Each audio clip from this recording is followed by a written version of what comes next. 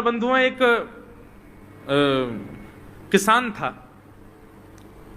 बड़ा भोला भाला, अनपढ़ था, ज्यादा पढ़ा लिखा नहीं था। किसान अपने खेत में खेती कर रहा था, तभी एक महात्मा उसके खेत में आ गए और महात्मा आके बोले, भाई हमको कुछ भोजन प्रसाद पवाओ। किसान बोला, अरे महात्मा आए भैया, इनको प्रणाम करो।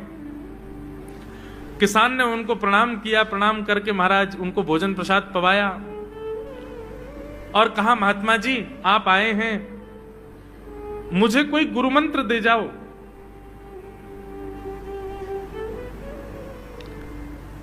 महात्मा जी ने सुंदर गुरु मंत्र दिया, द्वादशाक्षर मंत्र दिया। बोले ये तो बहुत कठिन है, इतना कठिन नहीं, सरल सा दो। अष्टाक्षर मंत्र दे दिया।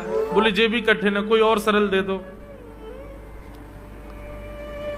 महात्मा बोले कुछ नहीं, तुम इतना कृष्ण चंद्र बोल दिया करो बस।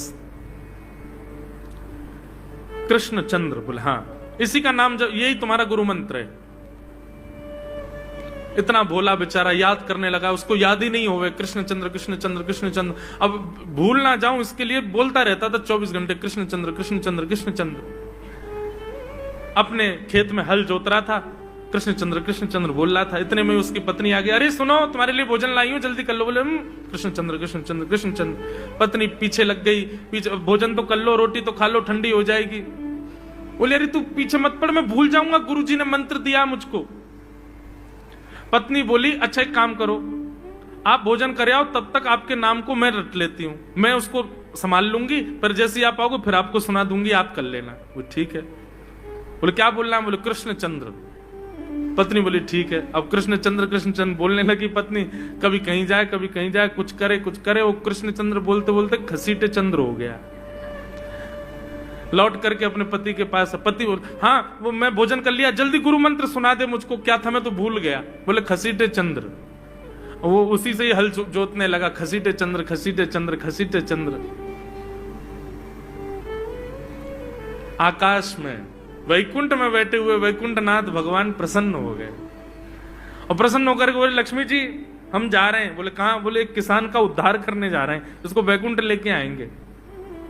लक्ष्मी जी बोली, आपका अशुद्ध नाम बोल रहा है वो, आपका अशुद्ध नाम उच्चारित कर रहा है वो, और आप कह रहे हो कि इसका कल्याण करूंगा मैं। ठाकुर जी बोले, देखो नाम भाव कुभाव अनख आलसहु, नाम जपत मंगल दिश। नाम कैसे भी जपे कोई दोष नहीं है, बस भाव मेरे प्रति होना चाहिए। वो नाम भले ही गलत जप रहा है, लेकिन उसके हृदय में तो मैं ही हूं ना। और एक बात बताऊं लक्ष्मी जी आपको। बोले क्या? बोले ये घसीटे चंद्र अशुद्ध नहीं है, मेरा नाम है ये भी। बोले क्यों? बोले जब हम छोटे थे तो बाल लीला कर रहे थे ब्रज में, यशोदा मैया खूब नहलाती धुलाती और बढ़िया सुंदर श्रृंगार करती, लेकिन हम पूरे नंद भवन में कुटमुन चल चल के कभी नीचे लुढ़क करके कभी ऊपर गिर के सब माला तोड़ लेते, अस्त व्यस्त वस्त्र कर लेते, घुंघराले केशों की ऐसे भुज्जा बना लेते, ऐसा रूप बना लेते। यशोदा मैया बोली, आओ मेरे खसीटे चंद्र, सुबह कृष्ण चंद्र बना के भेजती हूँ, खसीटा चंद्र बन के आता है शाम को। तो बोले तब यशोदा मैया ने हमारा नाम रखो खसीटे चंद्र, तो इसलिए शुद्ध नाम है। तो ठाकुर जी के बहुत सारे नाम हो गए, कनुआ, गोपाल, गोविंद, माधव, कन्हैया।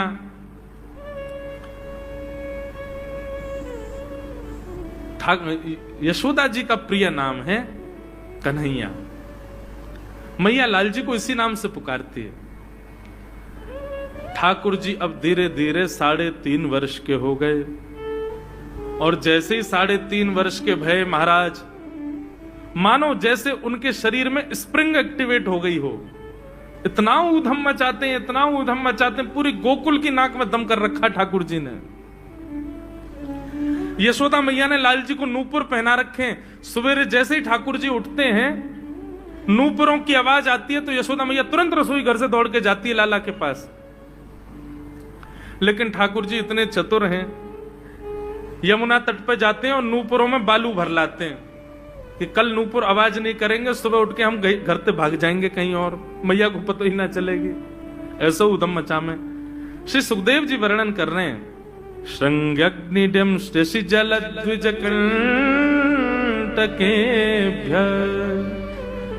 क्रीडा परावति चलौ स्वसुतौ निषेद्धुम् गुह्यानि कर्तुमपि यत्र न तज्जनयो गुह्यान् सेकात आपतुरलं मनसो नवस्थान। सुखदेव जी वर्णन कर रहे हैं, राजन अब ठाकुर जी वो लीला कर रहे हैं जिस लीला पर देवताओं को भी विश्वास नहीं हो रहा है।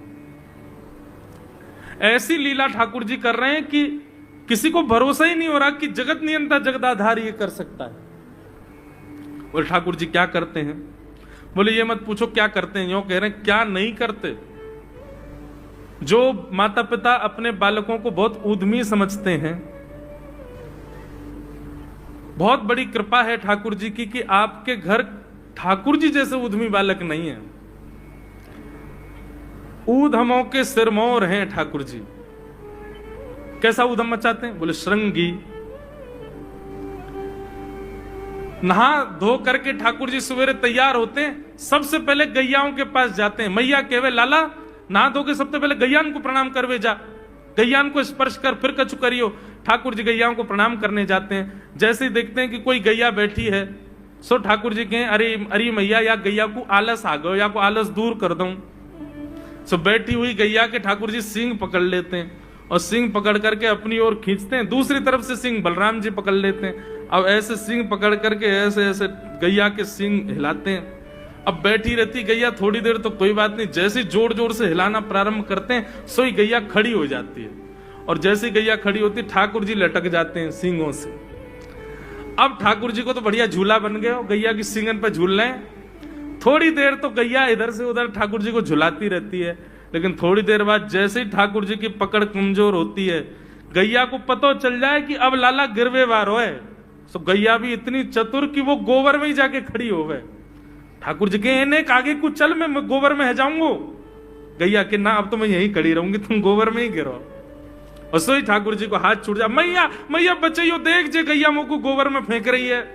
अब मैया जब तक बचावे आवे तब तक तो लाल जी के हाथ छूट जाएं और ठाकुर जी गले गले तक गोबर के ढेर में जाके गिर जाएं।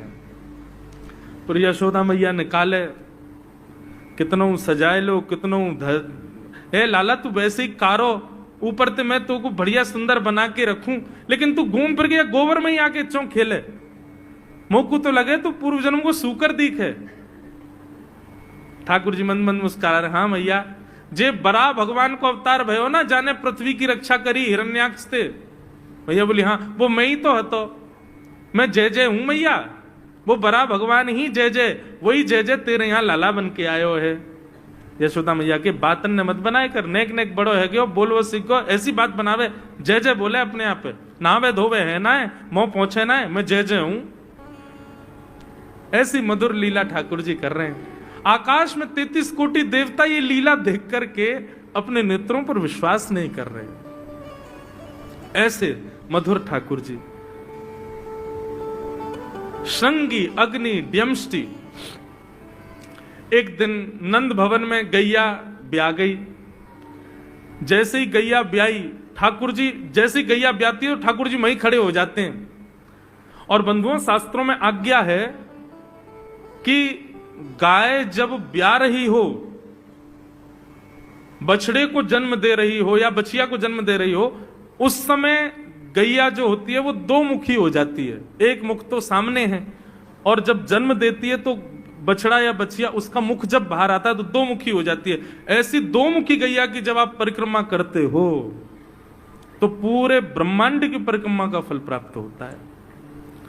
तो ठाकुर जी का नियम है, नंद बाबा की उंगली पकड़ के खड़े रहे, जैसे ही गैया ब्यावे वारी हो तो वाकू सहलाते रहे, जैसे ही गैया ब्यावे वारी हो, जैसे ही बछड़ा बाहर आवे सोई ठाकुर जी वाकी परिक्रमा कर ले, परिक्रमा करके दंडवत प्रणाम करें, वाकू वाकी चरण रज को माथे से लगा में, और बछड़ा जन्म ले सो वाकू नवा में दुआ में वाकू अपने गरे से लगा में।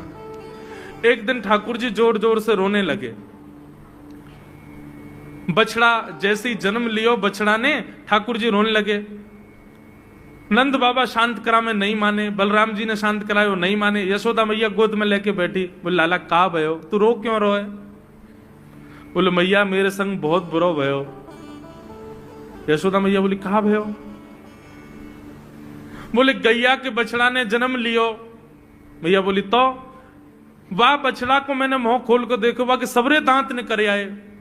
मेरे जन्म को 3 साल है गए अभी तक 4 ही दांत निकले मैया। वो टूट जाए दमस्ती रो रहे हैं अपने दांतन को, मेरे दांत चौना निकल रहे सबरे। बाप बछड़ा के जन्म लेते सबरे दांत आ गए, मेरे दांत चौने ही आ रहे हैं। यशोदा मैया ऐसी मधुर बात सुनकर के लाल जी को हृदय से पर झूठी झूठी कहती मैया कहती लाला तू दूध ना पीवे ना, पूरे दिन मक्खन खावे, मक्खन चीकनो होवे, दांत निकले चिकनो है कि सुई पेट में चलो जाए, तो दूध पिए कर। कबहू बढ़ेगी चोटी मैया मोरी, कबहू बढ़ेगी चोटी। कभी अपनी चोटी पकड़ के रोते मैया मेरी चोटी चौना भर रही। बलराम की चोटी देखो कैसी नागिन जैसी चोटी है वाकई, और मेरी चोटी कैसी है मैया नेक सी पतरी सी। मैया बोले लाला तू दूध ना पीवे, दूध ते चोटी बढ़े। बलराम में देखिए ऐसा जग भर के दूध पीवे। सो ठाकुर जी दूध को पात्र हाथ में ले में, अपनी चोटी खोल ले में, और फिर चोटी पकड़ करके दूध पी में, और दूध पीते पीते नापते रहे कितनी बड़ी भई कि ना भई अभी। ऐसी मधुर लीला ठाकुर जी करते हैं। ऐसी लीलाएं हैं ठाकुर जी की कि उन लीलाओं को सुनकर के जो ज्ञान के मार्ग को नहीं समझ पाते, जो वैराग्य के मार्ग को नहीं समझ पाते, जो ज्ञान और वैराग्य से ठाकुर जी को प्राप्त नहीं कर पाते, वो इन लीलाओं से ठाकुर जी के हो ही जाएंगे। ऐसी लीला है। और क्या करते हैं ठाकुर जी? बोले द्विजकंटकेभ्य। इतनी मधुर लीला है ठाकुर जी की। नंद भवन से सुबह सुबह निकल जाते हैं और राह चलता कोई भी हो अपरिचित, यदि वो साधु है, यदि वो कोई वैष्णव है, यदि वो कोई भजनानंदी है, तो ठाकुर जी उसके पास चले जाते हैं और पास जाके पता क्या बोलते हैं? अरे तुम यहां डोल रहे हो? बोलो भैया कौन हो तुम? अरे जी सब बाद में पूछियो, हम तो यूं कह रहे तुम यहां घूम रहे हो, नंद बाबा तुम्हारी मां बात देख रहे हैं, नंद बाबा तुम्हारा इंतजार कर रहे हैं। किसी से भी? बोले काय को कर रहे हैं भैया इंतजार? अरे आपके काजे यशोदा मैया ने 56 भोग बनाए हैं, और यशोदा मैया तो थाली सजा के बैठी है, आप घर जाओगे तब आपको प्रेम से प्रसाद पवाएंगे, फिर दक्षिणाओं देंगे। अरे जल्दी करो, देरी मत करो, जल्दी नंद भवन पहुंच जाओ। रोज 150 से 200 अपरिचित वैष्णव संत साधु नंद भवन आते हैं और सब आकर के कहते हैं यशोदा मैया आप हमारी प्रतीक्षा कर रही थी, लाओ प्रसाद पवाओ। यशोदा मैया बोली मैं कौन ने कही आपसे? बोले आपको लाला बोल रहा हूं कि यशोदा मैया तो ये कह रही। यशोदा मैया जैसे तैसे पवा देती, दक्षिणा देती, रात में लाला से कहती चौरे लाला तू सबंते यों क्यों कहते मैं प्रतीक्षा कर रही? मैया एक तो मैं अपने घर में सब तीर्थन को भेज दूं, ये संत महात्मा चलते फिरते तीर्थ है मैया, इनको जितना हो सके अपने घर बुलाना चाहिए, इनको प्रसाद पवानो चाहिए, या हमारे गोकुल में आवे वाले सब संतन को खोज खोज के मैं तो तेरे पास भेजूं, ताकि तू ने रसोई घर में लगेगी, भोजन प्रसादी बनावेगी और बढ़िया संतन को पवावेगी, तो तेरे घर में सबरे तीर्थ आ जाएंगे मैया। ऐसा प्रेम। एक दिन ठाकुर जी के अब मित्र बन गए। कौन है मित्र? मधुमंगल, श्रीदामा, तन सुखा, मन सुखा, धन सुखा, सुबल, ये ठाकुर जी के मित्र हैं।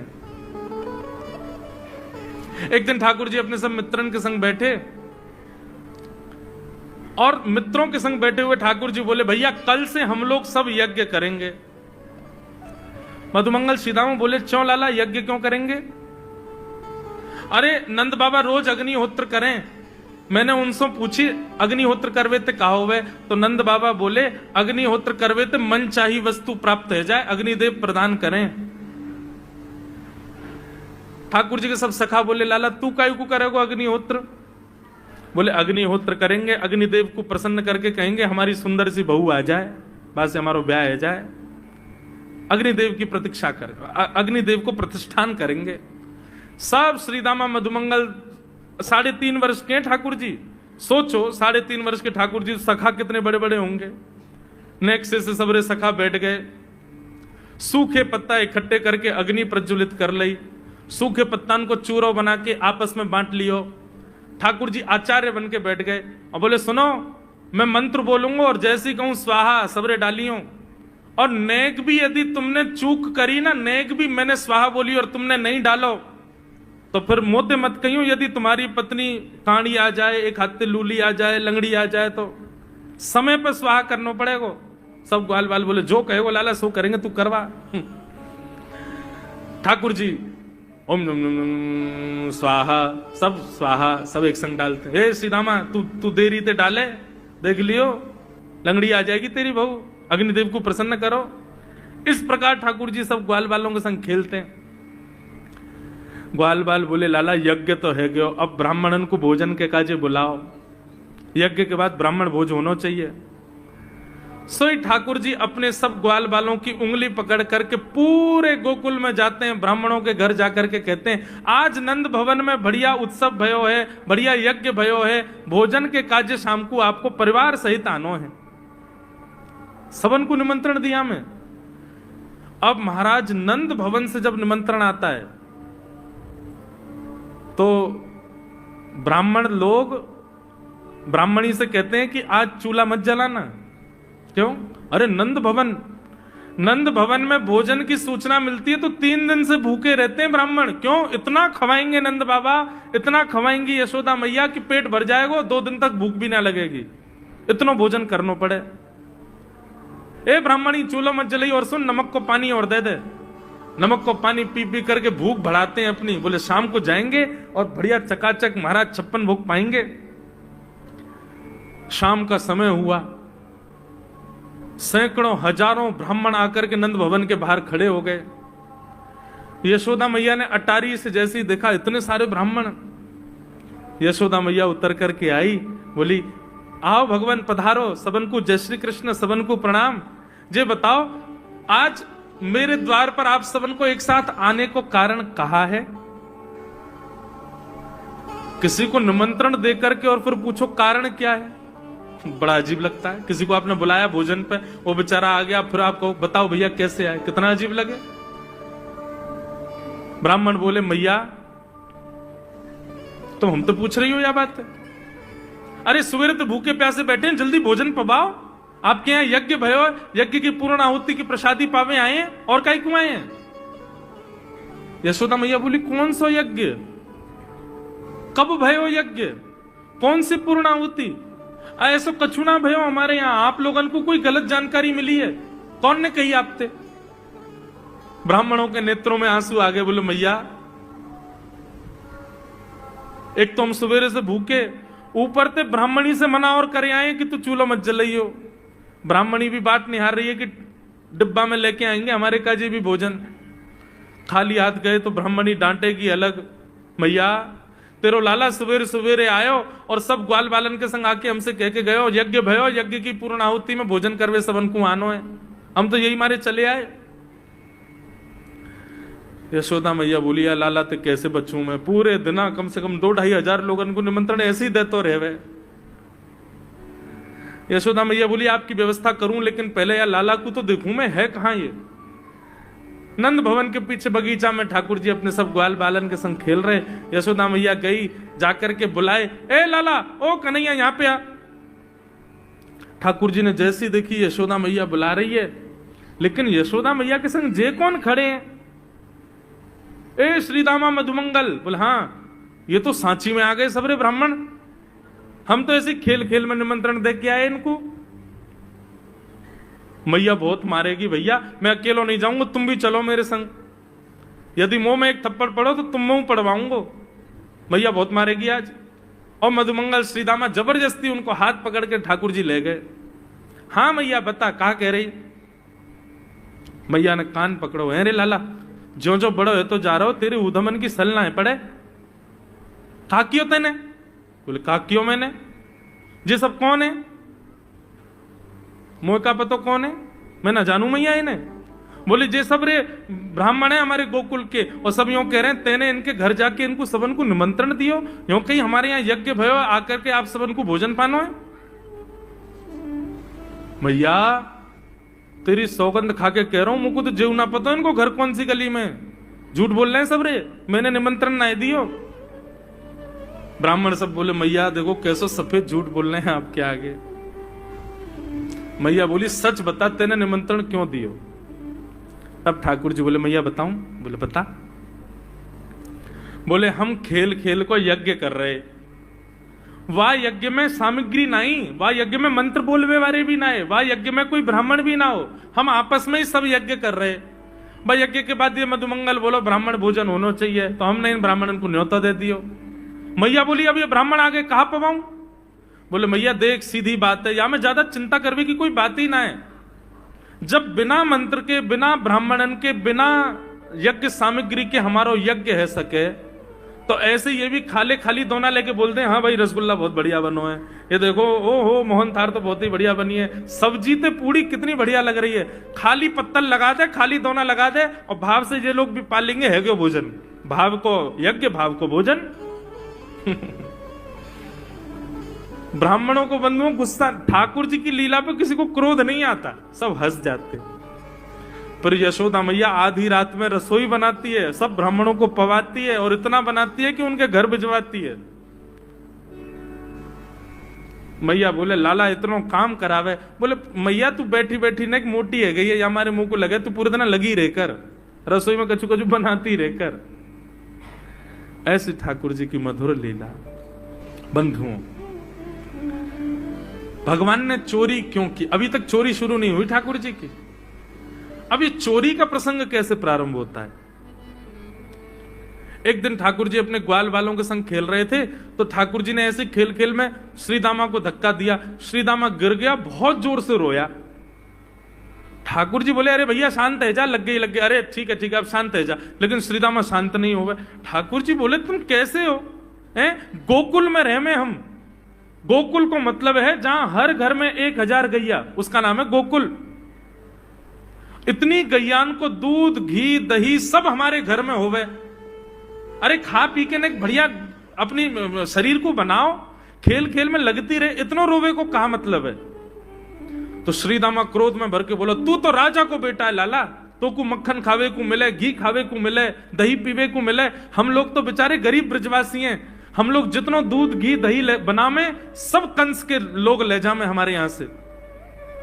कंस ने ब्रजवासीन के ऊपर कर लगा रखो है, टैक्स लगा रखो है, कहा कि प्रत्येक ब्रजवासी को इतनो मटका भर के घी दूध दही सब मथुरा भेजना पड़े, हम लोग घर में ना रख सकें, क्योंकि कंस के सिपाही जब आके हमारे घर की तलाशी करें, यदि इतने मटका हमारे घर को प्रसारित हैं, वहां से ज्यादा यदि हमारे घर में मिल गए तो मृत्यु दंड होगा हमारो। समझ रहे हैं बात? कंस ने पूरे ब्रजवासियों को कह रखा है कि हर घर में 4 मटकी से ज्यादा नहीं होनी चाहिए, उससे अधिक आने वाला दूध घी दही ये सब मथुरा भेजना है। और यहां हर ब्रजवासी के यहां 1000 गैया, और 1000 गैयाओं का जितना दूध घी दही होता है उसमें से 4 मटकी केवल घर में रहती हैं, बाकी सब मथुरा भेजना पड़ता है। या हमारे लाला हम लोगन को खावे पीवे को ना मिले, तू तो राजा को बेटा है, तेरे नंद बाबा तो गोकुल के राजा हैं, या हमारे तो को तो खूब छूट है, हम लोगन को छूट ना है। ठाकुर जी बोले ये बात है? बोले हाँ। ठाकुर जी बोले मेहनत करें हम, गैया को पाले हम, गैया को घास खवामें हम, गैया की सेवा करें हम, और दूध पीवे को वो राक्षस कंस।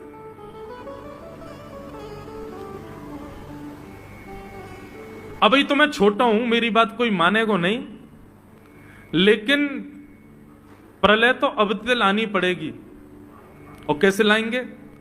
बोले राजी राजी यदि मक्खन दूध दही नहीं मिल लो तो चोरी करके खाओ, हमारो ही मक्खन है, हमारो ही दूध है, हमारो ही दही है, लेकिन अभी हम बालक हैं, हम ज्यादा कछु बोलेंगे हमारी कोई बात मानेगो ना। लेकिन ये सद वस्तु को पात्र के हाथ में नहीं जानी चाहिए। राजी राजी नहीं मिलता तो चोरी करके खाओ, जब कर देवे को नंबर आवेगो तो सब पूछेंगे भाई कहां गए मक्खन दूध दही? बोले घर में तो है ना। बोले तो कहां गए? बोले चोर चोरी कर ले गए। और यही भाव से हम ब्रजवासी को खावे पीवे को मिला करेगो। मधुमंगल श्रीदाम बोले लाला तू जो कहेगो सो करेंगे, लेकिन चोरी नहीं करेंगे। ठाकुर जी बोले तो ठीक है, कल से तुम लोग अलग खेलो, मैं और दाऊ दादा अलग खेलेंगे, हमारे संग मत खेलना। मधुमंगल सीताम बोले अरे लाला तू ना जाने, मैया यो के लाला जो चाहे करियो, चोरी मत करियो, चोरी करवे तो ब्याह ना होवे। ठाकुर जी बोले ब्याह की पड़ रही है तो है ब्याह ना होवे, ऐसो पतर पूछ रहा सो है गयो, पतरो दुबरो सो तू सीख जैसो है गयो, तो कौन ब्याह करेगा ऐसे? अरे ब्याह करना तो ने खाया ने पी ने बढ़िया गाल तेरे बढ़िया होंगे, शरीर ने बढ़िया होगा तभी तो ब्याह होएगा। अब भैया हमारी बात सुन लो, जितने अच्छे काम करने सब आज कर लो, कल से चोरी करेंगे, पूरे ब्रजमंडल में आतंक मचाएंगे, हमारो ही दूध घी दही है और हम ही चोरी करके खाएंगे। ठाकुर जी ने चोरी क्यों की? क्योंकि सारा गौरस बेवजह मथुरा भेजा जाता था और मथुरा से कंस पूरे भारत में वितरित करके खूब धन कमाता था। इस वजह से ब्रजवासी प्रताड़ित होते थे, क्योंकि गैया के लालन पालन में जितना खर्चा होगा सब करो ब्रजवासी। 4 मटका दही। अच्छा, प्राचीन जब ठाकुर जी पृथ्वी पर पधारे तब कोई व्यापार नहीं था, ब्रजवासियों पर एक ही व्यापार था, 2 व्यापार थे, या तो घी बेच के, दही बेच के, दूध बेच के धन कमाओ, या फिर खेती बाड़ी करके अनाज बेच करके धन कमाओ। वही तो व्यापार था। उसमें भी 4 मटके मिलते थे, 4 में से 3 को तो बेच देते थे, 1 में पूरा घर चलता था। यह हालत थी ब्रज की। इसलिए ठाकुर जी ने कहा कि भैया राजी राजी नहीं तो गैर राजी, हम जितने बाकी की मटकी मथुरा भेजे वाली उनको सबन को तोड़ फोड़ करेंगे, उनमें से मक्खन निकाल निकाल के खाएंगे, एक दूसरे को खवाएंगे और सब यहीं रहेगो, मथुरा नहीं जाएगो कछु भी। इसलिए ठाकुर जी ने चोरी की।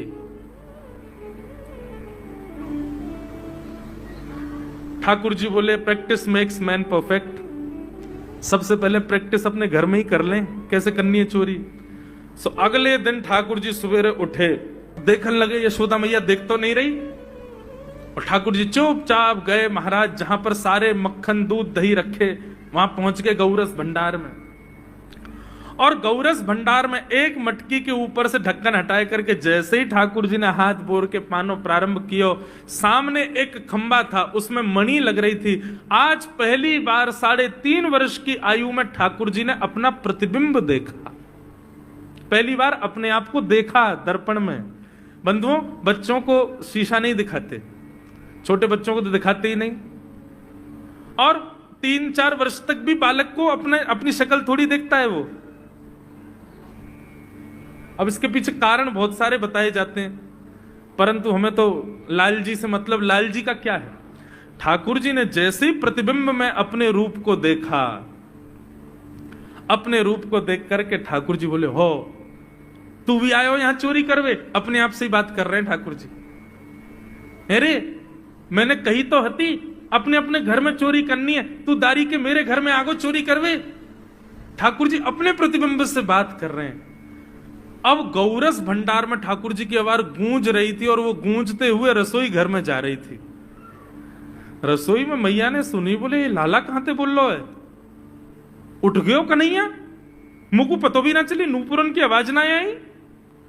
मैया दौड़ करके गई तो देखा ढूंढते ढूंढते गौरस भंडार में ठाकुर जी अपने प्रतिबिंब से बात कर रहे हैं। कितनी सुंदर झांकी है ठाकुर जी की।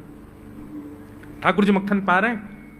बोले अच्छा अब आ तो गए हो यहां पे, लेकिन सुन चुपचाप चोरी करके भाग जाइयो, मेरी मैया बहुत मारेगी तोकू। बाकू यदि पतो चल गई तू चोरी कर रहा है तो को उखलते बांध देगी, मेरी मैया बहुत मारेगी, चुपचाप चोरी कर और निकलने यहां से। ठाकुर जी चोरी की बात कर रहे थे, यशोदा मैया ने पीछे से सुनी, लाला ओ कन्हैया। ठाकुर जी घबरा गए, मैया कैसे आ गई? हाँ मैया, कौन से बात कर रहे हो तू? अरे मैया देख हमारे घर में चोर घुसायो है। अपने प्रतिबिंब को दिखा करके ठाकुर जी कह रहे हैं, देख मैया हमारे घर में चोर घुसायो, जे चोरी कर रहे हो हमारे यहाँ के मक्खन की, तो मैया को पकड़वे आयो हूं। नन्हे से गोपाल जी, बहुत मधुर लीला। मैया हंस भी रही है और क्रोध भी कर रही। बोले अच्छा जो चोरी कर रहे हो? बोले हाँ। चल याकू तो मैं पकड़ लूंगी, लेकिन जे बता तेरे हाथ में मक्खन कैसे लगो? तू तो याकू पकड़वे आयो ना। अब मैया याकी मैं कहा बताऊं, तेने मेरे हाथ में पद्म राग के ऐसे ऐसे बढ़िया कंगन पहना रखे हैं, कड़ूला पहना रखे हैं सोने के। जब मैं धूप में निकलूं ना तो धूप की किरण से मुंह को बहुत जलन है जाए हाथ में, तो कल मेरे सखा मधुमंगल ने मुझसे कही, बोले लाला जे जलन तेरी दूर रह जाएगी, तू मक्खन में हाथ बोर लियो अपनो, सो तेरी जलन दूर रह जाएगी। या हमारे भैया जलन हटावे के काजे मैंने हाथ बोरो है। भैया बोली अच्छा चल लाला, यहां तो तेरे जलन है रही और यहां मक्खन कैसे लगो? ठाकुर जी बोले मैया मैं अपनी जलन दूर कर रहा हूं, इतने में जन कहां एक मक्खी आके मेरे मुंह पे बैठ गई, बाकू उड़ावे के काजे मैंने जैसे मुंह पे हाथ किया सो मक्खन मेरे मुंह पे लग गो। मैया बोली लाला तू चोरी भी करन लगो और अब झूठ भी बोलन लगो मुझसे। मैया ने गोदी में बैठा लिए लाला, बोले लाला तू चोरी नहीं करेगो, तू मेरी सौगंध खा, तू आज के बाद चोरी नहीं करेगो। ठाकुर जी बोले नहीं करूंगा मैया, लेकिन एक वचन दे। बोले कहा चाहिए वचन में? बोले पहले वचन दे, जो मांगूंगा सो देगी। मैया बोली जो मांगेगा सो दूंगी, चोरी छोड़ दे। बोले सौ खाऊं पर घर ना जाऊं मैया, अब ना करूंगो चोरी, अब ना करूंगा मैया, पर सांची कह कब लावेगी मोकू तू दुल्हन गोरी। भैया मैं चोरी छोड़ दूंगा, आज ते बंद, पर यूं बता मेरा ब्याह कब करावेगी? मैया बोली लाला तू अभी नेक सो तो है, छोटो सो तो है, नेक बड़ो है, जा फिर तेरा ब्याह कर दूंगी। और ये ब्याह की तू कौन सिखावे तो को ब्याह की बात? बोले मैया ये श्रीदामा मोकू भरतो रहे पूरे दिन, तू ब्याह कर ले, तेरी उम्र है गई, बुढ़ापा आ जाएगा। मैया बोली आप मधुमंगल है तो मैं बताऊंगी, है 3.5 वर्ष के छोरा तो कह रहा हूं बुढ़ापा आ जाएगा। अभी खड़ो है वो सीखो, अभी बोलना सीखो, यानी दांत भी पूरे न आए और ब्याह की बात करे। बोले मैया मैं यो थोड़ी कह रहा हूं, मुझको बड़ी बहू लिया, छोटी सी लिया, इतनी बड़ी लिया कि जेब में धर के मैं गैया चरा भी चलो जाया करूं, ऐसी बहू लिया मुझको। मैया बोली कैसी बहू चाहिए तो को बताइए ने, और तू जाने बहू कौन थे के? मैया बोले हाँ मैं जानू। ठाकुर जी बोले मैं जानू, मैं बहू कौन थे के? बोले जैसे नंद बाबा की तू बहू है ऐसी मेरी बहू आ जाएगी। बहुत मधुर लीला है, ऐसी ठाकुर जी लीला करते हैं। ठाकुर जी ने ग्वाल वालों से कहा भैया मिशन फेल हो गया, घर में तो चोरी नहीं कर पाए हम, अब दूसरे इनके घर में दावे बोलो। एक दिन महाराज ठाकुर जी का जब आतंक खूब बढ़ गया गोकुल में, सब गोपियों ने जाकर के मैया से शिकायत करी है। वत्सान मुंचन क्वचित समय क्रोश संजात हास, स्तेयम स्वाद्वद्धिपयः कल्पितैस्तेययोगै, मरकान भोक्षन विवजति सचेन नात्रिभाण्डं भिनत्ति, द्रव्यालाभे सग्रह कुपितो यात्युपक्रोशतो कान। सब गोपियों ने जाकर के मैया से शिकायत करी, बोले मैया अपने लाला को संभाल लियो, नहीं तो काउदना हम देख लेंगी और फिर हमसे मत कहियो कि तेने मेरे लाला से यूं क्यों कही। मैया बोली कहा क्यों मेरे लाला ने? गोपी बोली ये बस सुन लो और यूं बताइयो कहा ना करे तुम्हारो लाला। देख वे मैं 3.5 बरस को है, बाकी पेट में इतनी बड़ी बड़ी दाढ़ी है बाकी, मतलब ओ नंद रानी तेरो लाला जबर भयोरी, मेरी मटकी उलट के पलट गयोरी, नंद रानी तेरो लाला जबर भयोरी। जबर मतलब अब सुगड़ है गयो है, न बलवान है गयो है, सब जानकारी है या कुछ छोटो बालक मत समझियो। गोपियों ने जाकर के अपनी अपनी दुख दर्द सुनाए मैया को। मैया बोली अरे भैया मेरे लाला को मक्खन की कोई कमी थोड़ी है, मेरे लाला को दूध की कोई कमी थोड़ी है, मेरो लाला चाहे तो मक्खन से नहावे, दूध में नहावे, इतना मक्खन दूध दही मेरे घर पे, तुम्हारे यहां क्यों चोरी करेगो? अरे कई बार बालकन को अपने घर को भोजन बढ़िया ना लगे, दूसरे के घर को बढ़िया लगे, अगर बार ने तुम्हारे यहाँ की नेकाद मक्खन खा लिया तो वहां इतना रो क्यों रही हो? मैया आपको अपनो लाला बहुत सीधो लगे ना, हम बताएं कहा करे तुम्हारो लाला? बोले स्वयं खावे हमको कोई दिक्कत नहीं, लेकिन या की एक पूरी मंडली है और पूरी रजिस्टर्ड मंडली है, बाल गोपाल चौर प्रचार प्रसार मंडल। ये घर घर जाके चोरी करते हैं। और मैया तुम्हें कहा बताऊं, जैसे ही कोई गोपी के नयो बालक होवे ना, तो तुम्हारो लाला पूरे मंडल के साथ आवे और वह लाला के सिर पे हाथ धर के, छोटे से बालक के सिर पे हाथ धर के बस 1 वर्ष की प्रतीक्षा, फिर तुम भी हमारी मंडली में आ जाओगे। पूरे गोकुल में भय है तुम्हारे लाला को। बोले स्वयं खावे, ग्वाल बालन को खवावे। मैया यहां तक भी बात समझ में आवे, ग्वाल बालन को खवावे मरकान भूक्षण। यो नहीं कि नेकाद मक्खन बच जाए तो रहम करके हमारे काज छोड़ जाए, वाकू बंदरन को खवा दे। एक गोपी बोली मेरे यहां तो इतना मक्खन कि स्वयं ने खा लियो, बालकन को खवाए दियो, बंदरन को फिर भी बच गयो, तो भी छोड़ के नहीं गयो। बोले नात्री भांडम भिनत्ती, फोड़ गयो मटकी। और बोले मक्खन को कहा कियो? बोले पूरे घर में लेप लगा गयो, वाको पूरे घर में पोंछा कर गयो मक्खन को। मैं और मेरी सास यमुना जल भरवे गए, सिर पे मटकी 2-3 मटकी रखी, बड़े अचक के हम लोग चल रहे।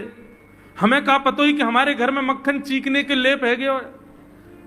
मेरी सास ने जैसे पहलो पैर रखो घर के भीतर, ऐसी रिपटी कि आज तक उठ ना पाई है। ये तुम्हारो लाला करे? नात्री भांडम भिनत्ती। यशोदा मैया आश्चर्यचकित होकर सुन रही है। बोले ये नेक्सो लाला ये करे? बोले हाँ मैया। एक गोपी बोली मैया अगर चोरी करे तो दिक्कत, और यदि किसी कारण से हमने लाला को रोक दियो, चोरी नहीं कर पायो हमारे घर, तो हमारे रोने क्यों?